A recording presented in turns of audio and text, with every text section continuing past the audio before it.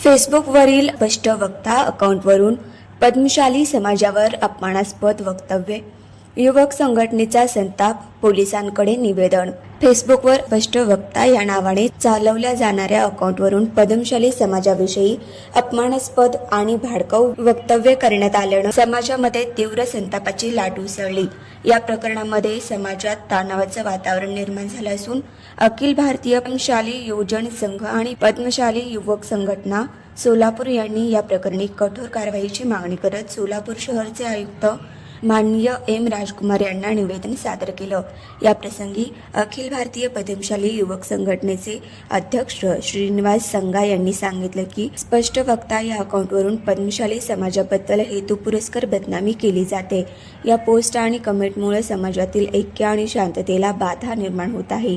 प्रशासनाने या समाजकंटकाविरुद्ध तातडीने गुन्हा दाखल करून कठोर कारवाई करावी। त्याचप्रमाणे पद्मशाली युवक संघटनेचे अध्यक्ष श्री शेखर कटकम यांनीही संताप व्यक्त करत सांगितलं की सोशल मीडियाचा गैरवापर करून समाजात विषारी वातावरण निर्माण करण्याचा प्रकार वाढत आहे।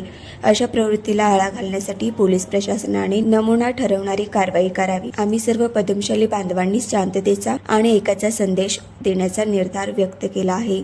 संघटनेच्या पदाधिकाऱ्यांनी इशारा दिला की जर या प्रकरणात तातडीने आणि ठोस कारवाई केली नाही तर पद्मशाली युवक संघटना आणि तेलुगू भाषिक समाजाच्या वतीनं जनआक्रोश मोर्चा काढण्यात येईल।